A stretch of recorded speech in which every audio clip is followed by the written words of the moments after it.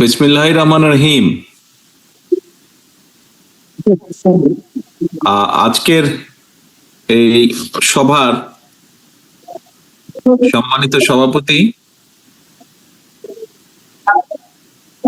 সভায় বিএনপির উপস্থিত নেতৃবৃন্দ, আমাদের সাথে উপস্থিত স্থায়ী কমিটির সম্মানিত সদস্য ইকবাল মাহমুদ টুকু সহ আমার সামনে উপস্থিত ভাই ও বোনেরা, এনায়েতপুর, বেলকুচি, চৌহালি, কামারখন্দ থেকে আগত, শাহজাহানপুর থেকে আগত উপস্থিত সকল ভাই বোনেরা, আসসালাম আলাইকুম। আপনারা আমার কথা শুনতে পাচ্ছেন? সবাই শুনতে পাচ্ছেন? আচ্ছা, ঠিক আছে।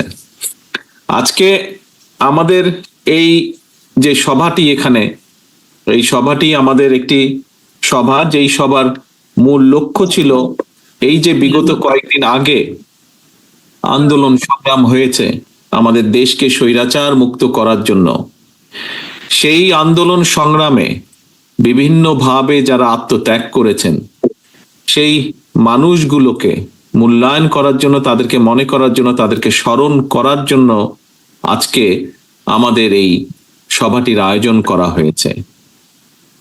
প্রিয় ভাই বোনেরা, আপনাদের এই এলাকায় অতীতে আমি কিন্তু এসেছি, আপনাদের অনেকের সাথেই হয়তো সেই সময় আমার দেখা হয়েছিল। যখন দেশে থাকতে পেরেছিলাম, আমি যখন দেশে ছিলাম, আমি বিভিন্ন সময় আমি চেষ্টা করেছি বাংলাদেশের গ্রামগুলোতে ঘুরে বেড়াতে, বাংলাদেশের গ্রামের মানুষগুলোর কাছাকাছি যাবার জন্য। এবং সেই সময় এই এলাকায়, এই চৌহালিতে বলেন, এনায়েতপুরে বলেন, বেলকুচিতে বলেন, আমি এসেছিলাম। ভাই বোনেরা, আজকে যেই মানুষগুলোকে সামনে রেখে আমাদের এই মিটিং এর আয়োজন আমরা করেছি, এই সভার আয়োজন আমরা করেছি, এই মানুষগুলো মধ্যে অনেকেই আছে যাদেরকে আমরা হারিয়েছি আমাদের মাঝে থেকে। এই মানুষগুলোর মধ্যে অনেকেই আছেন যারা বিভিন্নভাবে ক্ষতিগ্রস্ত হয়েছেন, শারীরিকভাবে ক্ষতিগ্রস্ত হয়েছেন। কেন এই মানুষগুলোর এইরকম হলো?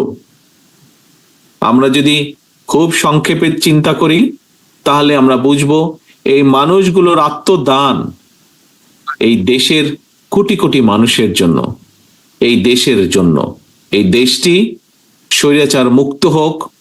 এই দেশের, বাংলাদেশের কোটি কোটি মানুষ কিছুদিন আগেও যাদের কথা বলার অধিকার ছিল না, এই দেশের মানুষ স্বৈরাচারের অপশাসনের কারণে তাদের যে মৌলিক অধিকার খর্ব করা হয়েছিল, তাদের যে মৌলিক অধিকার ছিনিয়ে নেওয়া হয়েছিল, সেই অধিকারকে পুনঃপ্রতিষ্ঠিত করার জন্য বহু মানুষ আত্মত্যাগ করেছিলেন। আজ সিরাজগঞ্জে, বিশেষ করে এনায়েতপুর, বেলকুচি, চৌহালি এই এলাকার যে মানুষগুলোর জন্য, যে মানুষগুলো আত্মত্যাগ করেছেন, যাদের জন্য আমরা আজ এখানে একত্রিত হয়েছি, সেই মানুষগুলোর সেই আত্মত্যাগ বা আত্মদান আছে। এখন প্রিয় ভাই বোনেরা, আমরা দেশকে আজ স্বৈরাচার মুক্ত করেছি। আমরা আমাদের যে লক্ষ্য, সেই লক্ষ্যের অল্প একটু অংশ আমরা অর্জন করতে সক্ষম হয়েছি। অর্থাৎ স্বৈরাচারকে বিদায় করা হয়েছে। স্বৈরাচারকে বিদায় করার মাধ্যমে আমাদের লক্ষ্যের অল্প একটু অর্জন করেছে। আমাদের আরো বহু সামনে যেতে হবে, অনেক পথ বাকি আছে আমাদের চলার। এই পথ আমাদেরকে পাড়ি দিতে হবে। এই পথ যদি আমরা সঠিকভাবে পাড়ি দিতে পারি, তাহলে আমরা বাংলাদেশের মানুষের যে গণতান্ত্রিক অধিকার, যেটিকে খর্ব করা হয়েছিল, সেই অধিকারকে আমরা পুনঃপ্রতিষ্ঠিত করতে সক্ষম হব। আমরা যদি এই পথ ঐক্যবদ্ধভাবে সকলে পাড়ি দিতে পারি, তাহলে আমরা মানুষের যে অধিকার, ভোটের যে অধিকার, যেই অধিকারকে পুনঃপ্রতিষ্ঠিত করতে চাই আমরা। কারণ একজন রাজনৈতিক কর্মী হিসাবে, একটি রাজনৈতিক দল হিসাবে আমরা বিশ্বাস করি, যখন দেশে জনগণের কাছে জবাবদিহিমূলক, জনগণের সামনে জবাবদিহিমূলক একটি ব্যবস্থা থাকবে, তখনই যারা সরকার পরিচালনা করবে তারা জনগণের কথা চিন্তা করবে। এবং সে কারণেই জনগণের কাছে জবাবদিহিমূলক সরকার প্রতিষ্ঠা করারই হচ্ছে আমাদের লক্ষ্য, আমাদের উদ্দেশ্য, এবং সেজন্যই এত ত্যাগ, এত তিতিক্ষা, এত সংগ্রাম, এত আন্দোলন। প্রিয় ভাই বোনেরা, আপনারা দেখেছেন যে কিছুদিন আগে আমরা দেশের কিছু বিভিন্ন বিষয়, সেটি রাজনীতি হোক, দেশের আইন ব্যবস্থা হোক, দেশের বিচার ব্যবস্থা হোক, সামগ্রিকভাবে আমরা সমগ্র জাতির সামনে, দেশের কাছে, দেশের সামনে, দেশের মানুষের সামনে আমাদের দলের পক্ষ থেকে, শুধু আমাদের বিএনপির পক্ষ থেকেই নয়, আমাদের সাথে আরো যে সকল দল ছিলেন আন্দোলনে, আমরা সকলে একত্রিতভাবে জাতির সামনে আমরা 31 দফার একটি প্রস্তাবনা উপস্থাপন করেছি। 31 দফার মধ্যে অনেকগুলো বিষয় আছে, এর ভিতরে আপনারা এইগুলো দেখেছেন। আজকে একটি কথা আমি ব্যক্তিগতভাবে বিশ্বাস করি, আমার দল, আমাদের দল বিএনপি বিশ্বাস করে, বাংলাদেশের কে যদি এগিয়ে নিয়ে যেতে হয়, বাংলাদেশের মানুষের যদি ভাগ্য পরিবর্তন করতে হয়, যা মানুষ চায় সেভাবে যদি ভাগ্যের পরিবর্তন করতে হয়, প্রিয় ভাই বোনেরা, তাহলে আজকে শুধুমাত্র আমরা যে সকল সংস্কার প্রস্তাব করেছি সেই সকল সংস্কার প্রস্তাবেই থেমে থাকলে চলবে না। আমাদেরকে সেই সাথে বাংলাদেশের মানুষের রাজনৈতিক অধিকার যে অর্জন, সেই অধিকার অর্জন যেমন আমাদেরকে করতে হবে, একইভাবে আমাদেরকে জনগণের অর্থনৈতিক যে মুক্তি, সেটির ব্যাপারেও আমাদেরকে চিন্তা করতে হবে। এবং প্রিয় ভাই বোনেরা, বাংলাদেশ হচ্ছে একটি পৃথিবীর মধ্যে অন্যতম সবচাইতে সম্ভাবনাময় একটি দেশ। বাংলাদেশের মানুষ পৃথিবীর সম্ভাবনাময় একটি জাতি। কাজেই আজকে এবং আগামী দিনে আমরা যদি সঠিকভাবে সঠিক কাজটি করতে সক্ষম হই, তাহলে অবশ্যই একদিকে যেরকম দেশের রাজনৈতিক মুক্তি অর্জন করতে আমরা সক্ষম হব, ঠিক একইভাবে দেশের মানুষের অর্থনৈতিক মুক্তিও আমরা অর্জন করতে সক্ষম হব। কারণ শুধু রাজনৈতিক মুক্তি অর্জন করলেই আমাদের সম্পূর্ণ মুক্তি আসবে না। রাজনৈতিক মুক্তি অর্জনের পাশাপাশি এটিকে ফলপ্রসূ করতে হলে, এটির সুফল পেতে হলে আমাদেরকে অবশ্যই পাশাপাশি জনগণের অর্থনৈতিক মুক্তি অর্জনের পথ বা উপায় বাতলাতে হবে। প্রিয় ভাই বোনেরা, একটু আগেই আমি বলেছি যে বাংলাদেশ সামগ্রিকভাবে একটি সম্ভাবনাময় দেশ। বাংলাদেশের মানুষ পৃথিবীর অন্যতম একটি জাতি, যাদের সামনে বিপুল সম্ভাবনা আছে। যদি আমরা ঐক্যবদ্ধভাবে জাতিকে ঐক্যবদ্ধ করে যদি আমরা এগোতে পারি, অবশ্যই আমরা এই জাতির যেমন রাজনৈতিক মুক্তি যেমন অর্জন করতে সক্ষম হব, পাশাপাশি আমরা জাতির জন্য, দেশের মানুষের জন্য অর্থনৈতিক মুক্তি অর্জন করতে সক্ষম হব। প্রিয় ভাই বোনেরা, আমরা যদি আজকে আমরা এই এনায়েতপুরে আমরা এই জনসভাটি করছি, যদিও একটু আগে প্রচুর বৃষ্টি হয়েছে, বৃষ্টির আগে এই মাঠে আরো হাজার হাজার মানুষ ছিলেন, বৃষ্টির কারণে অনেকেই চলে যেতে বাধ্য হয়েছেন। কিন্তু আমরা যদি আপনাদের যেই মাঠে দাঁড়িয়ে আজকে আপনারা বক্তব্য শুনছেন, যেই মাঠে বসে আমরা এই জনসভার আয়োজন করেছি, আমরা যদি আমাদের আশেপাশে তাকাই, বিশেষ করে এই এলাকার দিকে যদি আমরা তাকাই, তাহলে আমরা কয়েকটি জিনিস দেখতে পাই। সম্ভাবনাময় একটি এলাকা আমরা দেখতে পাই সামগ্রিকভাবে। এই সিরাজগঞ্জের অন্য এলাকাগুলো সম্ভাবনাময়, কিন্তু আপনাদের আশেপাশে আমরা যদি বেলকুচির কথা বলি, আমরা যদি চৌহালির কথা বলি, কামারখন্দের কথা বলি, আমরা এই এলাকাগুলোকে সম্ভাবনাময় দেখি। আপনাদের এলাকার নাম আসলেই আমাদের সামনে ভেসে উঠে কি? তাঁত শিল্পের কথা, তাঁতের কথা আমাদের সামনে ভেসে উঠে। প্রিয় ভাই বোনেরা, আজকে এই শিল্পের সাথে বহু হাজার হাজার মানুষ জড়িত। আপনাদের নিশ্চয়ই খেয়াল আছে অনেকের সালে দেশনেত্রী খালেদা জিয়ার নেতৃত্বে যখন বিএনপি সরকার গঠন করতে সক্ষম হয়, সেই সময় সরকার গঠনের সাথে সাথে কিন্তু এই দেশের কৃষককে সহযোগিতা করার জন্য দেশনেত্রী খালেদা জিয়া একটি সিদ্ধান্ত নিয়েছিলেন। উনি 5,000 টাকা পর্যন্ত সেই সময় 91 সালে, হয়তো আমার সামনে এখানে অনেকেই আছেন সেই সময় হয়তো অনেকেই 91 সালে হননি, আপনারা জন্ম হননি, পরবর্তীতে হয়েছেন, কিন্তু পিছনে আমি আরো বহু মানুষকে দেখতে পাচ্ছি, বেশ কিছু মুরব্বীকে আমি দেখতে পাচ্ছি যাদের এই ঘটনাগুলো মনে আছে। কি ছিল? 5,000 টাকা পর্যন্ত কৃষি ঋণ সেদিন খালেদা জিয়া মৌকুফ করেছিলেন। কৃষি ঋণ, সম্পূর্ণ ঋণ 5,000 টাকা। 10,000 টাকা পর্যন্ত কৃষি ঋণের সুদ মৌকুফ করেছিলেন। 25 বিঘা পর্যন্ত কৃষি জমির খাজনা মৌকুফ করেছিলেন। প্রিয় ভাই বোনেরা, এরকম অনেক কিছু আছে, কিন্তু আমি একটি এই উদাহরণটি টানলাম একটি বিষয় বোঝানোর জন্য। কি সেই বিষয়? অর্থাৎ বিএনপির লক্ষ্য এবং উদ্দেশ্য হচ্ছে মানুষের পাশে দেশে দাঁড়ানো। বিএনপির কাছে যখন সুযোগ থাকে, বিএনপি চেষ্টা করে মানুষের পাশে দাঁড়ানোর জন্য। বিশেষ করে আমরা সকলেই জানি বাংলাদেশের অধিকাংশ মানুষ গ্রাম অঞ্চলে, জেলা শহরগুলোতে বাস করেন। কাজেই এই মানুষগুলোকে কিভাবে সহযোগিতা করা যায়, কিভাবে তাদেরকে স্বাবলম্বী করে গড়ে তোলা যায়, কিভাবে তাদেরকে সহযোগিতা করা যায়, সেটিই থাকে বিএনপির পরিকল্পনা, সেটিই থাকে বিএনপির চিন্তা।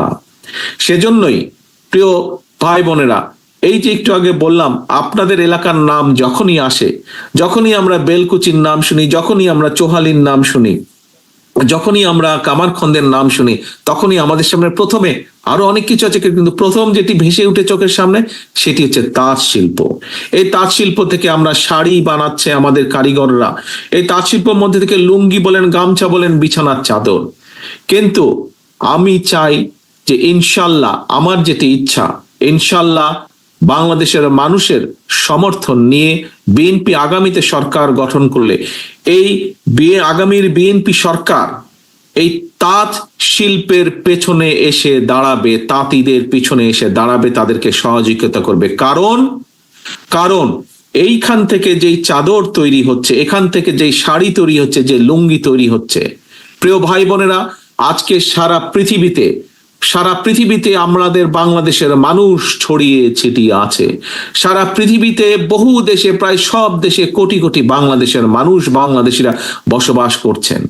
আমি চাই, আমাদের ইচ্ছা যে এই শিল্পকে, এই এলাকার যে তাঁত শিল্প, শুধু এই এলাকার ভিতরে বা এই এলাকার মানুষের ভিতরে শুধুমাত্র নয়, এই বাংলাদেশের ভিতরে শুধু নয়, এই শিল্পকে, এখানে যে পণ্যগুলো তৈরি হয়, এগুলোকে কিভাবে সারা পৃথিবীতে ছড়িয়ে দেওয়া যায়, সে ব্যাপারে আমরা পরিকল্পনা গ্রহণ করব। প্রিয় ভাই বোনেরা, আপনাদের এই এলাকার আরো কয়েকটি সম্ভাবনাময় পণ্য রয়েছে। যেমন আমরা জানি চৌহালির চীনাবাদামের কথা। চৌহালিতে চীনাবাদাম হয় না? প্রচুর চীনাবাদাম হয় চৌহালিতে। এখন প্রিয় ভাই বোনেরা, এই চীনাবাদাম তো পৃথিবীর, এই যে আমি বাধ্য হয়ে, এই যে বহু বছর, 15 বছর, গত 1 যুগেরও বেশি সময় ধরে এখানে পড়ে আছে, এই দেশে পড়ে আছে। এই দেশের যখন বাজার সদাই করতে যাই, সংসারের জন্য বাজার সদাই করতে যাই, তখন দেখি বড় বড় যে দোকানগুলোতে সেখানে বাদাম দেখা যায়, এই যে চীনা বাদাম দেখা যায়। কিন্তু এই চীনা বাদাম দেখি বিভিন্ন দেশ থেকে আসে। কয়দিন আমি খুঁজেছি যে বাংলাদেশ থেকে চীনা বাদাম আসে নাকি, প্যাকেটের মধ্যে লেখা আছে কিনা, কিন্তু পাইনি। প্রিয় ভাই বোনেরা, আমরা কি চিন্তা করতে পারি না, এই যে চৌহালির যে চীনা বাদাম, কেন এই চীনা বাদাম শুধু চৌহালি বা শুধু সিরাজগঞ্জ বা শুধু উত্তরাঞ্চলের মধ্যে সীমাবদ্ধ থাকবে? কেন এই চীনা বাদাম যারা চাষ করেন, সেই কৃষকদের পাশে কেন সরকার এসে দাঁড়াবে না? কেন চৌহালির চীনা বাদাম আজকে যদি বাংলাদেশের কাপড় বিদেশে রফতানি হতে পারে, তাহলে কেন চৌহালির চীনা বাদাম বিদেশে রফতানি হবে না? আমাদেরকে এই বিষয়টি চিন্তা করতে হবে, এই সম্ভাবনার বিষয়টি চিন্তা করতে হবে। আমরা অবশ্যই পারি, আমরা যদি সকলে মিলে ঐক্যবদ্ধভাবে চেষ্টা করি, আমরা যদি পরিকল্পনা গ্রহণ করতে পারি, তাহলে চৌহালির চীনা বাদাম আমরা বিদেশে রফতানি করতে সক্ষম হব, এবং সেটিকেই আমাদের লক্ষ্য সামনে নিতে হবে। আমরা যেদিন সক্ষম হব চৌহালির চীনা বাদাম বিদেশে রফতানি করার জন্য, আমরা সেদিন কৃষকদেরকে যেরকম সহযোগিতা করতে পারবো, চীনাবাদাম রফতানি করার জন্য ছোট ছোট মিল কারখানা হবে, সেখানে বহু তরুণ যুবক সেখানে কাজ করতে সক্ষম হবেন, বহু মা বোনদের বহু বোনদের সেখানে কর্মসংস্থানের ব্যবস্থা হবে। আমরা চাই দেশে মানুষের কর্মসংস্থানের ব্যবস্থা করতে, আমরা চাই দেশে বেকার সমস্যার সমাধান করতে। শুধু বিদেশেই আমাদের ছেলে মেয়েদেরকে আমরা পাঠাবো না, আমরা দেশেও দেশের যে সম্ভাবনার বিষয়গুলো আছে সেই সম্ভাবনার বিষয়গুলোকে আমরা অ্যাড্রেস করব, সেই সম্ভাবনার বিষয়গুলোকে আমরা সামনে নিয়ে এসে মানুষের কর্মসংস্থানের ব্যবস্থা করব। প্রিয় ভাই বোনেরা, আপনাদের এখানে আরেকটি কৃষি দ্রব্য উৎপাদিত হয়, কি সেটি? চোহালি আশেপাশের এলাকাগুলোতে, এই এলাকায় উৎপাদিত হয় রসুন, তাই না? রসুন হয় না এখানে বহু এলাকায়? এই রসুন উৎপাদনকে আমাদের বাড়াতে হবে। পৃথিবীর বহু দেশে, এই দেশে, আমি যেই দেশে এই যুক্তরাজ্যে বসবাস করছি, এখানে তো রসুন উৎপাদিত হয় না, কিন্তু বাজারে গেলে আপনি রসুন পাবেন। রসুনের দাম যে প্রতিদিন বেড়ে যায় তাও না, এরা বিদেশ থেকে রসুন নিয়ে আসে এদের দেশের মানুষের জন্য। তাহলে বাংলাদেশের রসুন কেন যেতে পারবে না? বাংলাদেশের চাহিদা পূরণ করে বাড়তি চাষ আমাদেরকে করতে হবে, যাতে আমরা বাংলাদেশের রসুন বিদেশে আমরা পাঠাতে সক্ষম হই। এতে যেভাবে একদিকে কৃষক উপকৃত হবে, কৃষক স্বাবলম্বী হবে, ঠিক একইভাবে আমরা আমাদের রফতানি শিল্পকেও গড়ে তুলতে সক্ষম হব। প্রিয় ভাই বোনেরা, আগে যখন এই আমার এলাকায় যেতাম, বগুড়ায় যেতাম, কখনো আগে ফেরি পার হয়ে যেতাম, যমুনা ব্রিজ হবার পরে যমুনা ব্রিজ দিয়ে পার হয়ে যেতাম, সিরাজগঞ্জ পাবনার পাশ দিয়ে যখন যেতাম, মাইলের পর মাইল একটি ফসল দেখতাম, হলুদ হয়ে থাকতো সারা মাঠ। কি সেটি? সরিষা। সরিষা হয় না আপনাদের এলাকায়? আশেপাশে প্রচুর সরিষা হয়। এখন প্রিয় ভাই বোনেরা, এই সরিষা পৃথিবীর বহু দেশে সরিষা হয়, পৃথিবীর বহু দেশের সরিষা অন্য অন্য দেশে রফতানি হয়। আজকে আমাদেরকে লক্ষ্য নিতে হবে, এই সরিষার উৎপাদন বাড়াতে হবে আমাদেরকে। এই সরিষার উৎপাদন বাড়ানোর মাধ্যমে শুধু দেশের চাহিদা না, আমাদেরকে বিদেশের চাহিদা বিদেশেও আমাদেরকে পাঠাতে হবে। প্রিয় ভাই বোনেরা, আপনারা যে কথাগুলো এতক্ষণ আমার কাছ থেকে শুনলেন, এই কথাগুলো আমি কেন বললাম আপনাদের সামনে? এই কথাগুলো আমি বললাম এই কারণেই যে হ্যাঁ, আমরা আন্দোলন করেছি, আমরা সংগ্রাম করেছি, আমরা স্বৈরাচারকে বিদায় করেছি, আমরা মানুষের ভোটের অধিকার ইনশাল্লাহ পুনঃপ্রতিষ্ঠিত করব। কয়েকদিন আগে আমি বলেছিলাম, মানুষের ভোটের অধিকার যতদিন পুনঃপ্রতিষ্ঠিত না হবে, বিএনপির আন্দোলন ততদিন পর্যন্ত অব্যাহত থাকবে। কিন্তু একই সাথে আমি এই কথাটাও আপনাদের সামনে বলেছি যে শুধু আন্দোলন সংগ্রাম না, আন্দোলন সংগ্রামের মাধ্যমে যেমন আমরা স্বৈরাচারকে বিদায় করে মানুষের ভোটের অধিকার প্রতিষ্ঠিত করতে চাই, একইভাবে বাংলাদেশের মানুষের অর্থনৈতিক মুক্তির সংগ্রামে আমাদেরকে সফল হতে হবে। বাংলাদেশের মানুষের বেকার সমস্যার সমাধান করতে হবে, ফসলের উৎপাদন দ্বিগুণ করতে হবে, বাংলাদেশে ছোট ছোট বলেন মাঝারি বলেন শিল্প স্থাপন করতে হবে, যাতে এই দেশের অর্থনৈতিক বুনিয়াদ আমরা শক্তিশালী করে গড়ে তুলতে পারি, যাতে এই দেশে মানুষের বেকারের সমস্যার সমাধান আমরা করতে পারি। কিন্তু প্রিয় ভাই বোনেরা, আমাদেরকে যদি এই কাজগুলো করতে হয়, আমাদেরকে যদি দেশের মানুষের রাজনৈতিক যে অধিকার সেটিকে যদি পুনঃপ্রতিষ্ঠিত করতে হয়, আমাদেরকে যদি বাংলাদেশের মানুষের অর্থনৈতিক মুক্তি সেটিকে যদি অর্জন করতে হয়, আমাদেরকে সকলকে ঐক্যবদ্ধ থাকতে হবে, আমাদেরকে ধৈর্য ধারণ করতে হবে, আমাদেরকে আইন হাতে তুলে নিলে চলবে না, আইনকে আইনের মতন করে চলতে দিতে হবে। প্রিয় ভাই বোনেরা, আমাদেরকে সবচেয়ে প্রথম বিষয় হচ্ছে ঐক্যবদ্ধ থাকতে হবে। আমরা যদি ঐক্যবদ্ধ থাকি, ইনশাল্লাহ বাংলাদেশের মানুষের যে আশা, বাংলাদেশের মানুষের যে প্রত্যাশা, সেটি আমরা পূরণ করতে সক্ষম হব। প্রিয় ভাই বোনেরা, আজকে আমার ছোট ভাই আলিম এখানে যেই জনসভার আয়োজন করেছিল, শুরুর দিকে বৃষ্টি শুরুর আগে আমরা দেখেছি এই মাঠ ভরা হাজার হাজার মানুষ ছিল। প্রাকৃতিক দুর্যোগের কারণে, বৃষ্টি হওয়ার কারণে অনেক মানুষ চলে গিয়েছে, কিন্তু আমারও আপনাদের সামনে আরো অনেক কিছু বলার কথা ছিল। আজ বহু বছর পরে আবার আপনাদের সামনে আল্লাহর রহমতে কথা বলার সুযোগ পেয়েছি আমি, সেই জন্য বহু কথা বলার ছিল, কিন্তু অনেক মানুষ প্রাকৃতিক দুর্যোগের কারণে এই মিটিংয়ে এই মুহূর্তে থাকতে পারেন নাই। সেই জন্য আমার ছোট ভাই আলিমকে আমি অনুরোধ করব যে আলিম, আজকে আমি আর বক্তব্য দিব না, আজকে আমি এই পর্যন্তই আমার বক্তব্য রাখবো, কারণ এখনো হয়তো ঝিরঝির বৃষ্টি হচ্ছে, মানুষ এখনো বৃষ্টিতে ভিজছে, বহু মানুষ মাঠের বাইরেও দেখতে পাচ্ছি, বহু মানুষ দূরে দাঁড়িয়ে আছেন, বৃষ্টিতে ভিজছেন। সেজন্য আমি তোমাকে অনুরোধ করব, তুমি কষ্ট করে সকলকে সাথে নিয়ে আরেকদিন আরেকটি জনসভার আয়োজন করবে। আমি আরেকদিন এই মাঠে আসতে চাই, আমি আবারও এই মাঠে আমার দেশের, আমার সিরাজগঞ্জের মানুষের সাথে আমি কথা বলতে চাই। প্রিয় ভাই বোনেরা, আসুন তাহলে, প্রিয় ভাই বোনেরা, আমাদের সামনে আস্তে আস্তে আস্তে আস্তে তালি বন্ধ করতে হবে, তালি বন্ধ না করলে তো কথা শোনা যাবে না। হ্যাঁ, প্রিয় ভাই বোনেরা, আজকে এই যে আপনাদের, এই যে আপনারা সকলে একত্রিত হয়েছেন, কেন বক্তব্যের শুরুতেই আমি বলেছিলাম আজকে আমরা এখানে একত্রিত হয়েছিলাম যে আমরা সেই মানুষগুলোকে শ্রদ্ধা জানার জন্য, যেই মানুষগুলোর আত্মত্যাগের বিনিময় আজ দেশকে আমরা স্বৈরাচার মুক্ত করতে পেরেছি। এই মানুষগুলোর আত্মত্যাগ সেদিনই সফল হবে যেদিন আমরা মানুষের ভোটের অধিকারকে পুনঃপ্রতিষ্ঠিত করতে পারবো। এবং শুধু তাই নয়, এই মানুষগুলোর আত্মত্যাগ পরিপূর্ণভাবে সেদিনই 100% সফল হবে যেদিন আমরা বাংলাদেশের মানুষের রাজনৈতিক অধিকার পুনঃপ্রতিষ্ঠার পাশাপাশি আমরা বাংলাদেশের মানুষের অর্থনৈতিক মুক্তিও অর্জন করতে সক্ষম হব।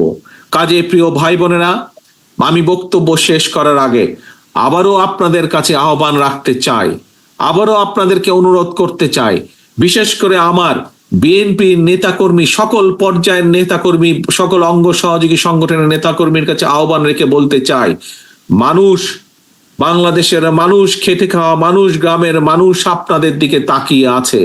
আপনাদের দিকেই তাদের প্রত্যাশা যে আপনারা ভবিষ্যতে এই দেশকে সামনের দিকে এগিয়ে নিয়ে যাবেন। কাজেই আমার সহকর্মী বৃন্দ, দলের নেতা কর্মী বৃন্দ, আপনাদেরকে সেভাবে নিজেদেরকে প্রস্তুত করতে হবে যাতে করে মানুষ আপনাদের উপরে আস্থা রাখতে পারে, আপনাদের উপরে ভরসা রাখতে পারে।